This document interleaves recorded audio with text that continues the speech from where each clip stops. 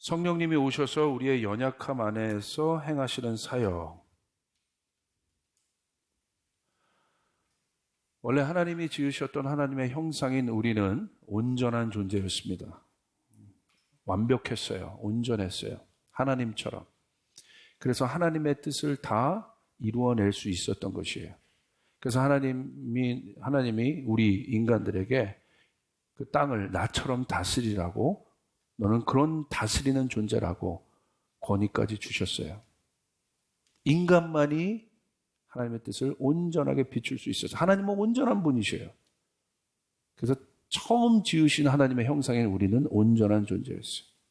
근데 죄가 들어와서 하나님과의 단절이 이루어졌고, 그 이후부터 우리는 하나님의 뜻을 잘 모르기 시작했어요. 그래서 하나님 말씀 주신 거예요.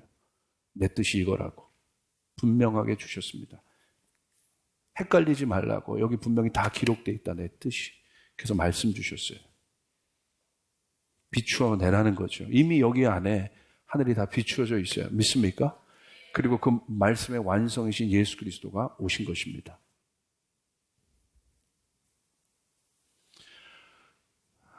오늘 저는 성령님에 대해서 좀 이야기하려고요. 죄된 우리 그 하나님의 형상의 파괴를 경험한, 그 죄가 하나님의 형상을 파괴했는데, 죄인된 우리는 하늘의 뜻을 비춰낼 수가 없습니다. 하늘의 뜻을 비춰낼 수 없으면 여러분 아무리 인생 열심히 살아도 헛사는 겁니다. 의미가 없어요. 결국 솔로몬의 고백을 할 수밖에 없게 돼요. 저는 주님이 많은 영역 가운데 저를 보내셔서 정말 많은 분들을 만났어요. 그런데 그 주님을 못 만나니까, 마지막 가니까 다 고통 속에 계시더라고요.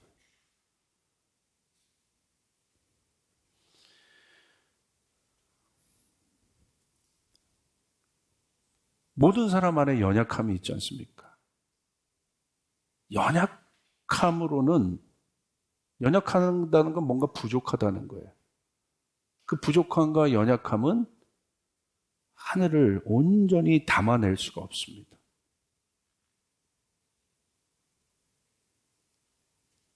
그래서 성령님이 우리에게 오신 겁니다. 그래서 여러분 성령님을 구하셔야 되는 거예요. 연약한 육체로는 하나님의 뜻을 제대로 알 수가 없습니다. 고린도전서 2장 11절 12절에 보니까 이렇게 돼 있어요. 사람 속에 있는 그 사람의 영이 아니고서야 누가 그 사람의 생각을 알 수 있겠습니까? 이와 같이 하나님의 영이 아니고서는 아무도 하나님의 생각을 깨닫지 못합니다.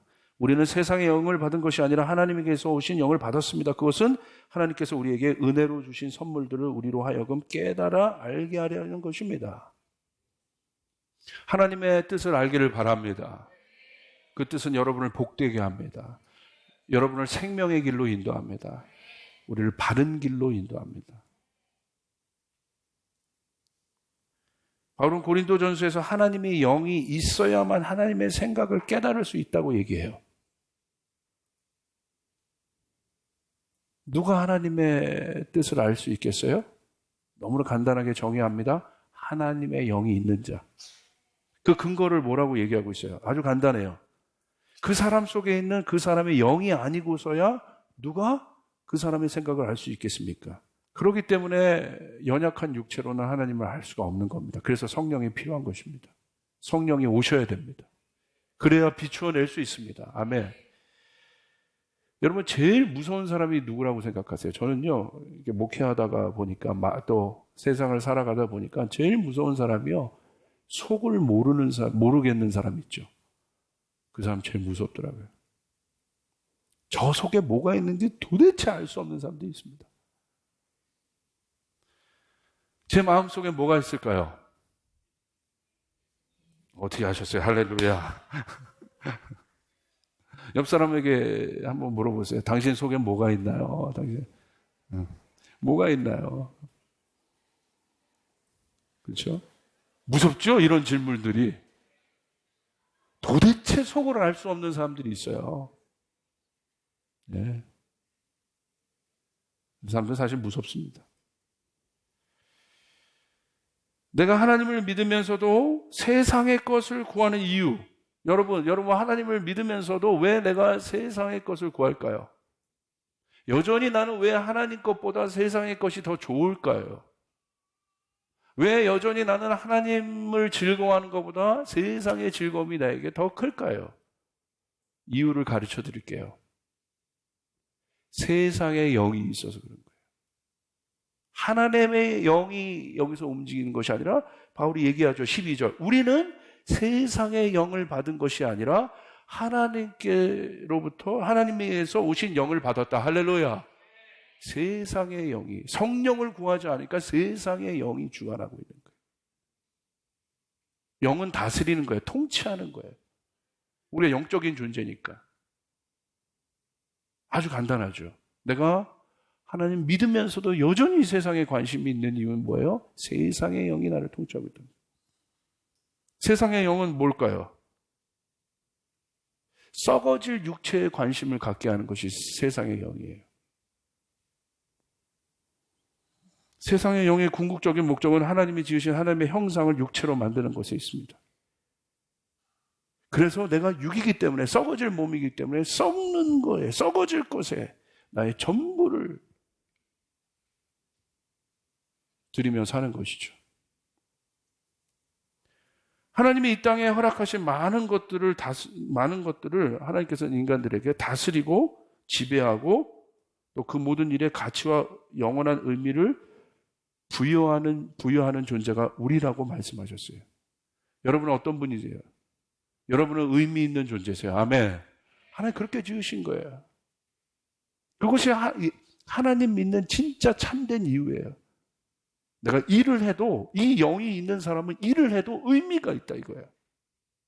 제가 요즘에 이 한 청년 때문에 제 마음이 완전 이 청년에게 홀릭당해 있어요. 완전 빠져 있어. 세상을 향해서 영원한 메시지를 던지는 한 청년이 있는데 이 청년의 메시지를 온 세상이 지금 듣고 있어요. 그것도 힙합계 안에서. 누굽니까? BYC? BY. 제 가사 한번 읽어드릴게요. 내 위치는 많이 변했지만 유명해졌어. 나는 여전해. 일시적인 세상의 것으로 움직여지지 않아. 영원의 것을 영원히 따라.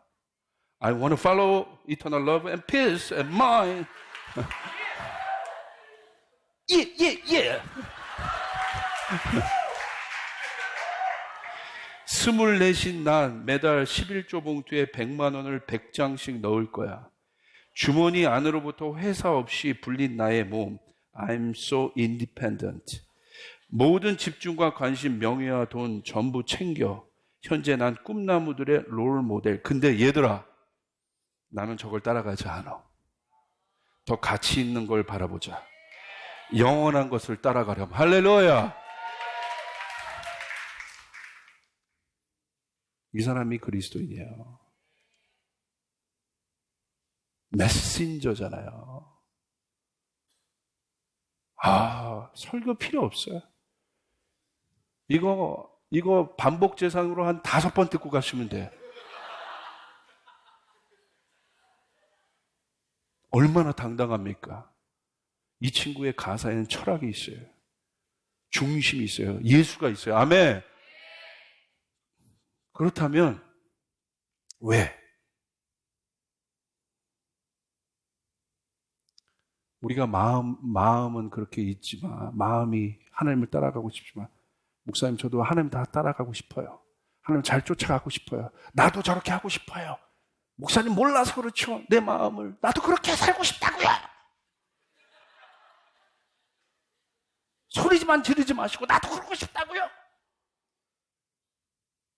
인정합니다. 여러분이 그러고 싶다는 거 알아요. 그래서 오늘 제 설교의 포인트는 여기 있는 거예요. 근데 왜 못 쫓아가요? 부족해서. 연약해서. 우리 육체의 한계 때문에. 마음은 원이지만 못 쫓아가는 거예요. 원해도. 그렇게 살고 싶어도. 그래서 성령을 구하셔야 돼요. 그래서 성령을 구하셔야 되는 거예요. 아멘. 잠언 17장 22절에 그 연약함을 처리하지 않으면요, 그 연약함을 그대로 내버려 두면 이 연약함은 뭘 만들어내요? 하늘의 것, 성령의 이 가치 있는 것들이 우리 안에서 생산되지 않아요. 뭘 만들어내요? 육체로부터 오는 모든 것들을 우리 안에서 열매 맺게 해요. 그래서 근심이 많은 거예요. 오늘 근심이 많은 분들 잘 생각해 보세요. 성경에 보니까 이렇게 돼 있어요. 즐거운 마음은 병을 낫게 하지만 근심하는 마음은 뼈를 어떻게? 마르게 한다. 근심해 보신 분 한번 손 들어 보세요. 근심은 뼈를 마르게 한다, 뼈를. 하나님의 관점에서 생각해 보세요. 내 사랑하는 자녀가 뼈를 마르게 하는 근심 가운데 있는데 아버지가 우리 하나님이신데 가만 두시겠습니까? 우리 사랑하는 가족이 아파도 우리가 가서 근심 어린 마음으로 가서 그 자녀의 아픈 부분을 같이 동참해주고 치유해주고 함께 하는데, 하물며 우리 하나님 아버지가 뼈를 마르게 하는 근심을 갖고 있는 우리를 그대로 두시겠습니까? 왜 성령을 구하지 않습니까? 아버지의 마음을 모르기 때문에 그런 거예요. 아직도 내 안에 고아와 같은 마음이 많이, 아직도 내 뜻대로 탕자처럼 살고 싶은 그 마음이 여전히 많기 때문에 성령을 구하지 않는 것이에요. 하나님 아버지의 마음은 모든 것이 선하십니다. 마음의 즐거움은 얼굴을 빛나게 하여도 마음의 근심은 심령을 상하게 하느니라. 오늘 그 근심으로부터 자유하시길 바랍니다. 여러분이 그 근심을 해결하지 않으면 내 심령이 상하게, 내 심령이 쇠진해지는 거예요.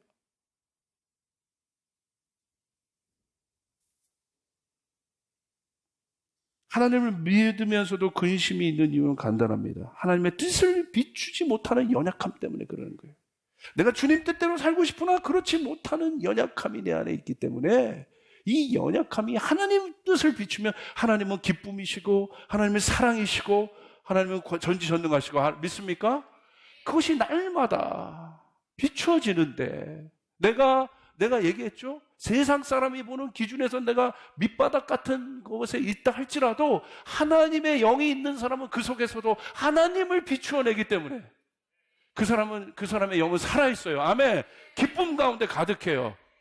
소망이 가득합니다. 항상 감사합니다. 찬송이 넘쳐납니다. 그런데 아까 얘기했던 그 연약함을 해결하지 않으면 어떻게 해요?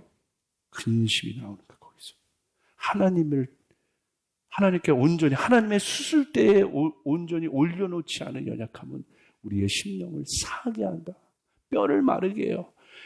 여러분, 저는 알아요. 이게 뼈를 마르게 하는 근심. 아마 여기 계신 분들도 있을 거예요. 한 번 걱정하는데 막 뼈가 막 온 삭신이 쑤실 정도로 근심되는 그런 환경. 어떻게 하시겠습니까?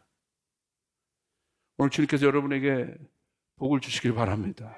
잠언 10장 22절에 이렇게 있어요. 여호와께서 주시는 복은 사람을 부하게 하고 근심을 겸하여 주지 않으시냐. 할렐루야. 오늘 이 말씀 밑줄 5개 치고 가세요. 이 말씀이 깊은 말씀이에요. 하나님이 주시는 복은 근심을 겸하여 주지 않는다. 하나님의 마음은, 하나님의 복은 절대 근심을 주지 않으세요. 근심은 어디서 만들어지는 거예요? 내 안에는 연약함에서 만들어지는 거예요. 하나님의 근심의 시간을 통해서 하나님을 향한 우리의 믿음의 태도와 삶의 형태를 완전히 변화시키기 원하십니다. 하나님은 이 근심의 시간을 통해서, 여러분 혹시 오늘 근심하고 있습니까? 뼈를 마르게 하는 근심이 여러분 가운데 있습니까? 그 두려움이 여러분을 사로잡고 있는 분들이 있습니까? 네, 여러분 잘 보십시오. 오히려 하나님은 오히려 그 근심의 뿌리를 알았잖아요. 연약함. 하나님은 오늘 여러분의 연약함을 하나님의 수술대에 올려드리길 원합니다. 그래서 하나님 그것을 고쳐나가길 원하십니다. 하나님 그것을 회복하기를 원하십니다. 그 사람은 실제적으로 다른 삶이 나타나요. 근심하지 않아요. 그것이 뭘로 나타나요? 말로써, 언어로서, 태도로서 그 일들이 실제로 나타납니다. 그러면 여러분, 부정적인 언어의 습관을 폐하시길 바랍니다. 결국 근심의 끝은 연약한 나로 출발하기 때문에 모든 일에 결국 열매가 없습니다. 결국 실패할 겁니다. 이 부분을 처리하지 않으면. 여러분, 오늘 여러분의 연약함이 처리되길 바랍니다. 처리되길 바랍니다. 그래서 언어도 바뀌고 태도도 바뀌고 생각도 바뀌고 내 마음가짐도 바뀌어서 내 인생 하나님의 뜻을 비춰낼 수 있는 존재로 이제는 그렇게 살아가시기를 주님의 이름으로 축복합니다. 내가 그런 존재란 걸 깨닫고 나가시길 바랍니다. 그런 사람이 이제 직장 가면 달라지는 것이에요. 그런 사람이 일하면 달라지는 것이에요. 달라지는 거예요. 갈라디아서 3장 2절 3절이 이렇게 있어요. 나는 여러분에게서 이 한 가지만을 알고 싶습니다. 여러분은 율법을 행하는 행위로 성령을 받았습니까? 그렇지 않으면 믿음의 소식을 들어서 성령을 받았습니까? 여러분은 그렇게도 어리석습니까? 성령으로 시작했다가 이제 와서는 육체로 끝마치려고 합니까? 영으로 시작해서 육체로 끝나려고 합니까? 그렇게도 될 수 있다는 사실을 기억하시길 바라요. 영으로 시작했지만 육체로 끝나는 거예요. 그래서 우리는 누구를 구해야 돼요? 성령을 구해야 되는 것이에요. 성령을 구해야 되는 거예요. 여러분, 하나님의 일이 내 안에 풀어지지 않는 원인은 딱 하나예요. 내 연약함 때문에 그런 거예요. 하나님은 하세요. 그러나 내 믿음 없음, 내 부족함, 내 의심, 내 두려움, 내 뜻, 교만, 욕심 이런 것들이 하나님의 뜻을 온전히 릴리즈하지 못하게 하는 거예요. 그 연약함을 우리들이 다 갖고 있어. 그거 어떻게 할 거냐는 거예요. 오늘 제 설교의 질문 간단한 거예요. 어떻게 할 거냐는 거예요. 우리가 하나님을 믿어요. 우리는 하나님을 믿는 하나님의 영도 있어요. 그러나 여전히 우리를 붙잡고 있는 그 연약함의 공간들을 어떻게 할 거냐는 거예요. 여기서 막 쓴뿌리들이 다 나오는데 어떻게 할 거냐는 거예요. 그래서 믿음대로 살지 못하게 하고 믿음대로 걸어가지 못하게 해요. 이것 때문에. 어떻게 할 거냐는 거예요. 여러분 어떻게 하시겠어요? 그냥 내버려 두시겠어요? 내버려 두면 안 된다니까. 왜요? 실패해요. 멸망해요. 멸망당합니다. 그러므로 반드시 고쳐내야 됩니다. 고쳐내야 됩니다. 어떻게? 성령께서. 로마서 8장 26절 우리 같이 읽습니다. 시작. 이와 같이 성령께서 우리의 연약함을 도와주십니다. 우리는 어떻게 기도해야 할지도 알지 못하지만 성령께서 친히 이루다 말할 수 없는 탄식으로 우리를 대신하여 간구하여 주십니다. 이게 성령이 하시는 일이에요. 성령은 불 받고 뭐라바라박 하는 게 성령이 아니야. 성령은 하나님이세요. 성령은 하나님의 영이세요. 하나님이세요. 아멘. 아버지의 마음을 갖고 있는 영이 성령이세요. 혹시 연약하십니까? 그 연약함으로 인해서 두려워하십니까? 근심하고 계십니까? 성령을 구해야 될 때라. 성령을 신뢰하시라 이거예요. 성령님 오시옵소서. 성령님 오시옵소서. 얼마나 좋으신 영이에요. 우리는 부족하기 때문에 그 부족함과 연약함은 하늘의 뜻을 비추어내지 못해요. 그래서 여러분 놀라운 사실 이거예요. 비추어내지 못합니다. 그래서 누가 오셨어요? 성령님이 오셨다. 그래서 성령은 어떤 영이에요? 격려하시는 영이에요. 우리를 세우시는 영이에요. 여러분 왜 많은 사람들이 하나님을 제대로 못 믿냐면요. 하나님에 대해서 정의가 잘 돼 있지 않아요. 하나님이 아버지이시고 하나님이 그 아버지시기 때문에 자녀들에게 가장 좋은 것을 주신 분이 하나님이라는 사실에 대해서 정리가 돼 있지 않기 때문에 하나님을 구하지 않는 거예요. 여러분 하나님 우리의 모든 문제를 해결해 주십니다. 하나님께 나가는 것이 복이 있습니다. 왜 그럴까요? 성령님은 어떤 영이세요? 예수 그리스도를 증거하시는 영이세요. 히브리서 1장 2절 마지막 날에는 아들을 통하여 우리에게 말씀하셨습니다. 하나님께서는 이 아들을 만물의 상속자로 세우셨습니다. 그를 통하여 온 세상을 지으신 것입니다.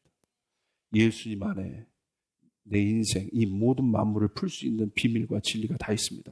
그러므로 사랑하는 여러분, 성령님이 오시면 예수 그리스도를 증거하십니다. 그래서 내가 깨닫게 되는 것이에요. 제가 아픈 그 와중에 성령을 구했어요. 성령님 도와주세요. 성령님 도와주세요. 전 믿어요. 저희 아버지의 기도를 통해서 제가 그 성령을 구했기 때문에 그 기도가 제가 꽂혀서 아파서 두려워하고 있는 그 상황, 내가 영적으로 어택을 받았구나, 이런 것, 여러분, 거짓말이었다는 것. 거짓말이었다는 것. 성령은 예수 그리스도를 증거하시는 거예요. 예수 그리스도를 드러내시는 거예요. 지훈아, 속지 마라. 예수가 너 때문에 죽으셨고, 네 저주 때문에 죽으셨고, 네 아픔 때문에 죽으셨고, 네가 받을 모든 고난 예수가 다 당하셨다. 그리고 부활하여 그를 살아나셨다. 이것이 진리이다. 그는 천군 천사를 풀어서 너를 보호할 사람이다. 이것이 하나님 아버지의 마음이다. 믿으시길 바랍니다. 속들어 이거야. 그러므로 성령을 구하셔야 돼요. 성령은 예수 그리스도를 증거하십니다. 나의 연약함으로 인해 부족한 가운데 있고 그 근심이 나를 지배하고 있어도 성령님을 구하시면 성령님 오셔서 우리를 격려하시면서 예수를 바라보게. 그것이 성령님이에요. 내가 부족하고 연약하고 하나님 나 패배적이고 냉소적이고 그런 나의 태도의 가운데 성령을 구하면 성령님이 격려하셔서, 성령님은 뭐 하는 거냐면 와가지고 막 이상하게 하시는 분이 성령님이 아니라 나를 격려하세요. 어떻게 격려하세요? 누구를 보도록? 예수를 보도록. 아멘. 이분이 성령님이에요. 성령님을 구하시면 연약한 가운데서 예수를 못 보거든요. 내 환경만 보거든요. 그래서 근심에서 뼈가 마르도록 여러분 어려운 거예요. 그 속에서 성령님을 구하시면 바로 그 순간 성령님이 하시는 것은 내 눈을 들어서 모든 것에 만물의 해답이신 예수를 보게 하신다 이겁니다. 그래서 성령님은 격려의 영이십니다. 근심의 바닥은 진짜 연약하고 부족한 나를 볼 수 있는 공간입니다. 그러므로 이제 근심을 논의했어요.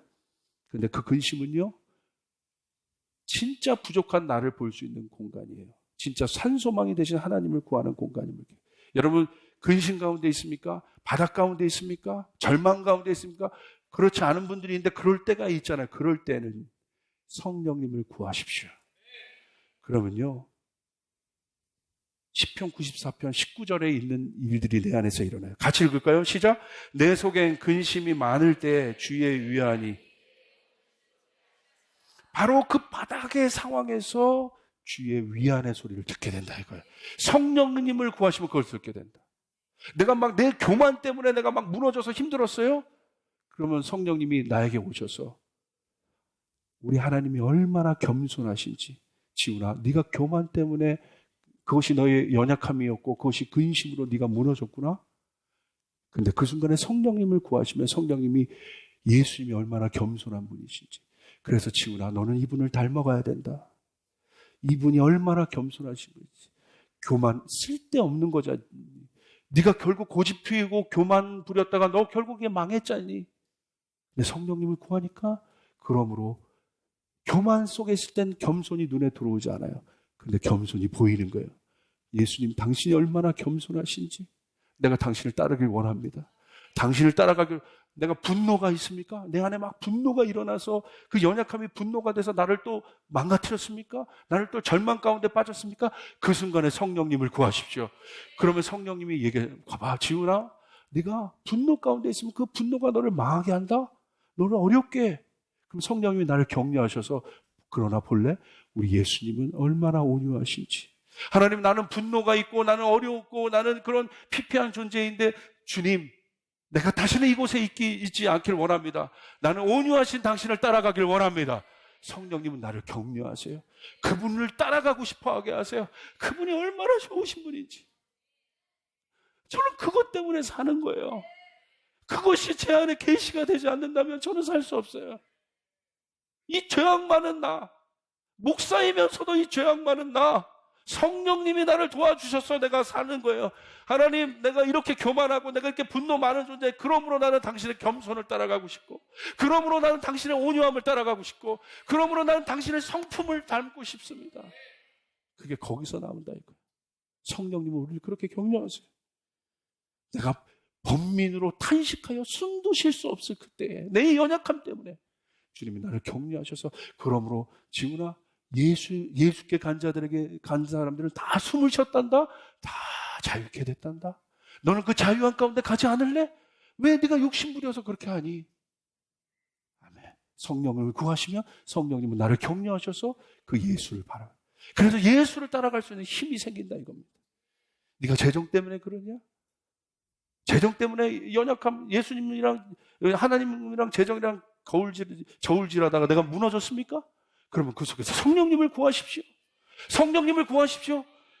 아무것도 아니지 않니? 결국 너를 피폐하게 하자니? 너 네 뜻대로 했던 결국 망하게 하자니? 우리를 거기서 책망하지 않고 그러므로 봐라. 저분이 얼마나 후히 주시는 분이냐. 그분이 너의 그것을 빼앗는 분이 아니라 너에게 베푸시는 분이다. 너에게 나가는 분이다. 너에게 주시는 분이다. 그분의 풍성함을 보게 하세요. 재정의 시험은 인색함입니다. 인색함 가운데 넘어졌습니까? 그건 연약함이에요. 그러면 성령님이 나를 도우셔서 그분의 풍성함을 바라보게 해요. 놀라운 거예요. 성령의 목표는 우리 안에 겸손과 온유함으로 가득한 예수님의 성품을 갖게 하는 것입니다. 오늘 그 성령님을 구하시길 바랍니다. 그 성령이 필요하신 분들 믿음으로 고백합니다. 아멘으로 고백합시다. 아멘. 나는 성령님이 필요합니다. 쫓아가서 나는 성령님이 필요합니다.